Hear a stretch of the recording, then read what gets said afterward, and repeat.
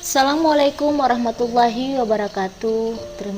Apa kabar anak-anakku sekalian? Alhamdulillah, atas rahmat dan izin Allah Subhanahu wa taala kita masih bisa dipertemukan dalam pembelajaran fikih pada hari ini. Pertemuan kedua, kita akan membahas materi pertama dalam semester ini tentang jinayah dan hikmahnya.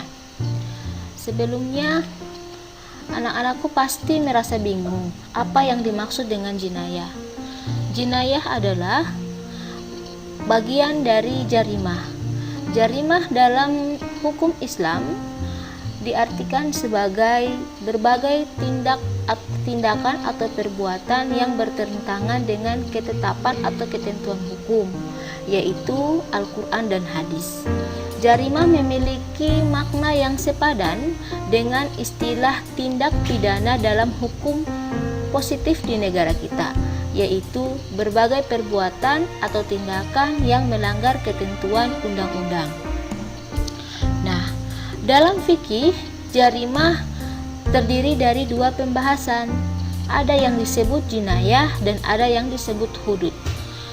Jinayah adalah pembahasan mengenai tindak kejahatan, pembunuhan dan penganiayaan serta sanksi yang diberikan. Sedangkan hudud adalah pembahasan mengenai tindak kejahatan selain pembunuhan dan penganiayaan, mencakup zina, qazaf, mencuri, merampok, merompak dan sebagainya, disertai dengan sanksi yang diberikan.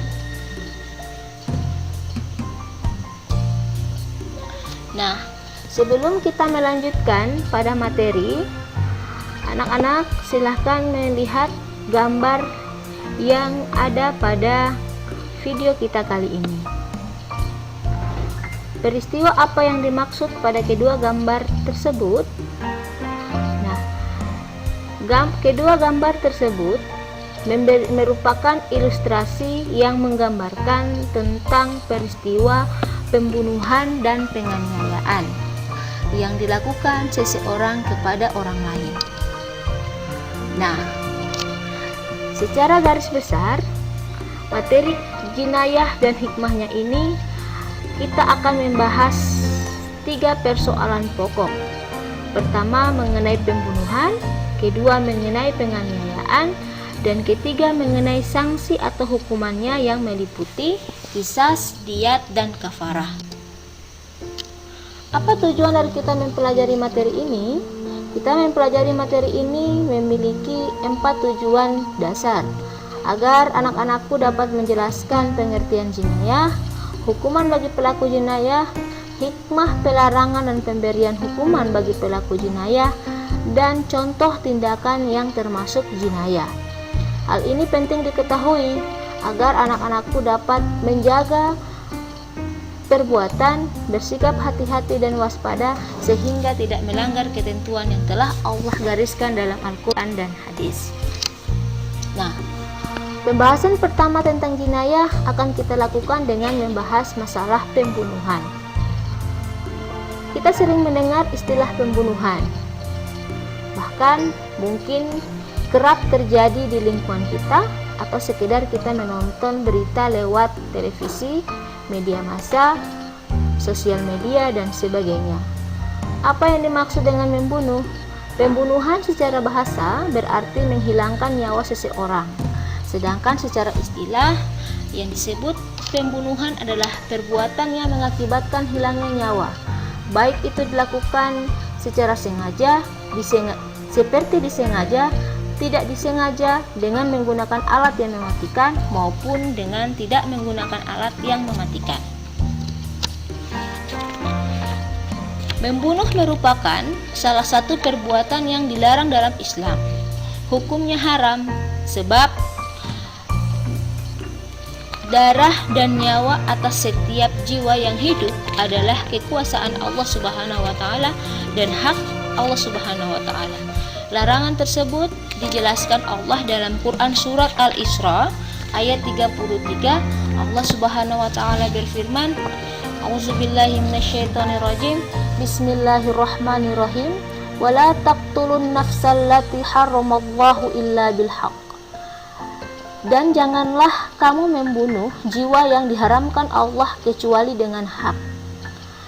Dalam ayat ini Allah mengharamkan kita sebagai umat yang beriman dan bertakwa kepadanya untuk melakukan pembunuhan atau mengambil jiwa seseorang. Allah tegaskan larangan itu dengan menggunakan kata la pada lafaz wala taqtulun nafsa, yang artinya janganlah. Kata la pada ayat ini mengindikasikan bahwa membunuh itu hukumnya haram. Karena dalam kaidah fikih disebutkan asal dari sebuah larangan adalah haram. Nah, dalam kelanjutan ayat Allah menjelaskan bahwa kita tidak boleh membunuh jiwa yang diharamkan kecuali dengan hak. Artinya, ada alasan atau sebab-sebab yang membolehkan seseorang itu membunuh. Sebab-sebab tersebut terdiri dari 3 sebab. Pertama, orang yang berzina padahal dia telah menikah atau memiliki pasangan. Jika dia terbukti memenuhi unsur-unsur perbuatan perzinahan, maka dalam Islam dia boleh dibunuh. Kedua, orang yang melakukan pembunuhan secara disengaja. Yang ketiga, orang murtad yang keluar dari Islam dan mengkhianati jamaahnya. Kalau seseorang melakukan satu dari 3 sebab ini dalam Islam, maka darahnya boleh halal untuk dibunuh. Akan tetapi, jika seseorang itu tidak melakukan satu dari 3 perbuatan ini, maka dia termasuk orang yang terpelihara darahnya. Artinya haram dibunuh. Bukan saja orang muslim, tetapi tentunya larangan membunuh ini juga melarang kita untuk membunuh orang-orang kafir atau orang-orang selain orang Islam non-muslim, kecuali orang-orang kafir yang memerangi umat Islam. Selanjutnya, larangan membunuh juga dijelaskan Allah dalam Quran surat Al-Maidah ayat 32. Allah Subhanahu wa taala berfirman, Bismillahirrahmanirrahim, min ajli dzalika katabna ala bani Israil annahu man qatala nafsan bighairi nafsin aw fasadi fil ardi faka'annama qatalan nas jami'an wa man ahyaha faka'annama ahyan nas jami'an. Dalam ayat ini Allah memberikan perumpamaan, barang siapa yang membunuh jiwa seseorang bukan karena orang tersebut membunuh atau berbuat kerusakan di muka bumi, maka ia seperti membunuh manusia seluruhnya. Dan barang siapa yang memelihara jiwa seorang muslim, maka ia seperti memelihara jiwa manusia seluruhnya. Ayat ini memberikan penggambaran dan isyarat kepada kita tentang pentingnya menjaga kehidupan orang lain. Allah mengumpamakan seseorang yang membunuh orang lain bukan karena dia membunuh atau bukan karena dia berbuat kerusakan di muka bumi, maka orang yang membunuhnya itu seperti sudah membunuh manusia seluruhnya. Dan jika kita memelihara hidup orang lain, membantu, menyantuni orang miskin, memberi makan orang fakir, dan sebagainya, maka kita diumpamakan Allah telah menyelamatkan hidup manusia seluruhnya. Kenapa demikian? Karena dengan membunuh satu orang jiwa manusia, maka sesungguhnya kita telah memutus mata rantai generasi yang akan lahir atau keturunan yang akan lahir dari orang tersebut. Sebaliknya, dengan memelihara jiwa satu orang manusia, maka kita telah memelihara jiwa manusia atau generasi keturunan yang akan lahir dari orang tersebut. Itulah esensinya kenapa Islam begitu melarang perbuatan membunuh. Nah, selanjutnya anak-anakku harus tahu, perbuatan membunuh dalam Islam itu bisa dikategorikan ke dalam 3 macam pembunuhan, yaitu pembunuhan secara sengaja atau yang biasa disebut qatlul amdi, pembunuhan seperti disengaja, dan pembunuhan tidak disengaja. Pertama, pembunuhan disengaja. Pembunuhan disengaja itu adalah perbuatan seseorang menghilangkan nyawa orang lain, yang mana perbuatan tersebut dilakukan dengan memiliki niat. Niat itu bisa diketahui dari rencana yang dibuatnya atau yang disiapkannya. Kedua, kesengajaan itu bisa dilihat dari indikasi adanya menggunakan alat yang mematikan atau alat yang dipastikan bisa menghilangkan nyawa. Pisau, pistol, benda-benda keras, dan sebagainya. Lalu yang ketiga, memiliki sasaran yang jelas. Kedua, pembunuhan seperti disengaja. Nah, berbeda dengan pembunuhan sengaja, kalau pembunuhan seperti disengaja ini, seseorang melakukan suatu perbuatan yang menyebabkan kematian terhadap orang lain, tetapi perbuatan itu dilakukan bukan dengan niat untuk membunuh, serta tidak menggunakan alat yang bisa untuk mematikan. Misalnya, ketika kita sedang bermain dengan teman, lalu kita hendak memanggil teman tersebut dengan melemparkan sebuah batu kecil ke arahnya. Tujuan kita melempar itu sebagai bentuk tanda atau kode bahwa kita sedang memanggilnya. Ketika batu itu mengenai teman kita, ternyata menyebabkan dia meninggal dunia. Kita disebut dalam Islam melakukan perbuatan membunuh seperti disengaja.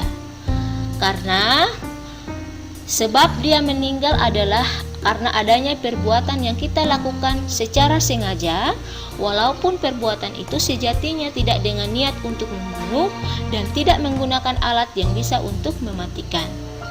Yang ketiga adalah pembunuhan yang dilakukan secara tidak disengaja atau pembunuhan tersalah, yang dalam istilah fikih menyebutnya sebagai qatlul khata', yaitu perbuatan yang dilakukan tanpa maksud melakukan kejahatan tetapi menyebabkan kematian seseorang, atau perbuatan yang pelakunya tidak bermaksud jahat tetapi akibat kelalaiannya dapat menyebabkan kematian seseorang.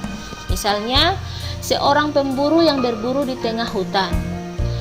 Ketika hendak membidik hewan buruan, tanpa diketahuinya bahwa di tengah hutan tersebut ada orang lain di dalam hutan itu pada waktu yang bersamaan. Ketika bidikannya kemudian ditembakkan ke arah binatang itu, peluru yang dilemparkan itu tidak mengenai binatang tersebut, tetapi malah menyasar dan mengenai seseorang lain yang berada di tengah hutan tersebut. Dalam Islam, peristiwa semacam ini disebut pembunuhan tidak disengaja. Nah, lalu bagaimana hukuman bagi pelaku pembunuhan? Dalam Islam, setiap perbuatan pembunuhan, baik itu dilakukan secara sengaja, seperti disengaja, maupun tidak disengaja, tetap memiliki hukuman. Bagi pelaku pembunuhan yang dilakukan secara sengaja, hukuman dalam Islam adalah dengan memberikan hukuman qisas. Apa itu qisas? Qisas adalah pemberian hukuman yang sama dan setimpal dengan perbuatan yang dilakukan. Jika si A membunuh si B dengan cara menikamnya dengan sebilah pisau dapur dari rusuk sebelah kiri, maka hukum qisas berlaku bagi pelaku pembunuhan tersebut. Dia dibunuh dengan cara yang sama, dari arah yang sama, dengan menggunakan alat yang sama. Itulah yang disebut sebagai qisas. Lalu ada hukuman diat. Diat ini membayar denda. Bisa berupa denda berat, bisa juga berupa denda ringan. Diat dibayarkan oleh siapa? Oleh tiga kategori pembunuh. Pertama, pembunuhan sengaja yang dimaafkan.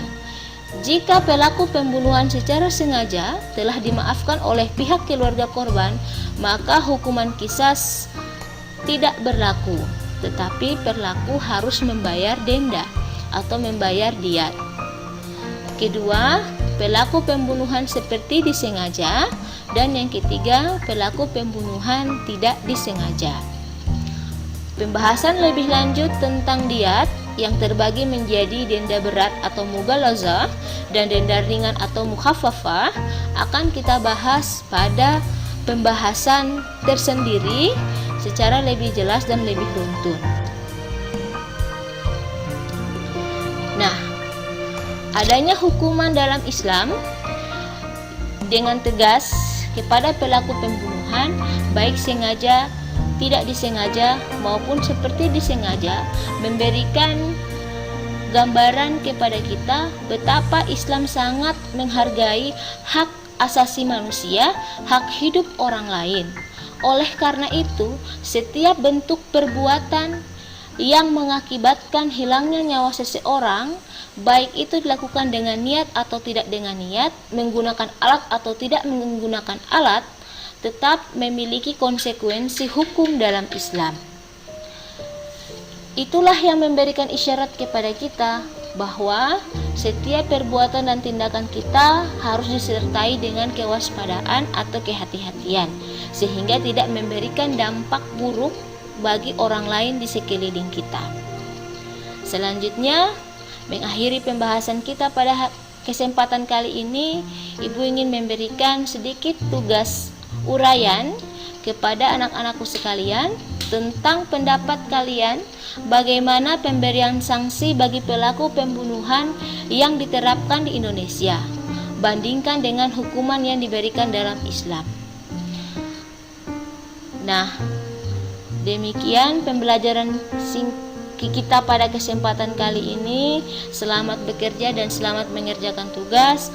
Mudah-mudahan apa yang Ibu sampaikan bisa dipahami, bisa dimengerti, dan bisa diamalkan dalam kehidupan kita sehari-hari dalam rangka menjaga sikap dan perbuatan kita sehingga tidak melanggar ketentuan yang telah digariskan Allah. Wassalamualaikum warahmatullahi wabarakatuh.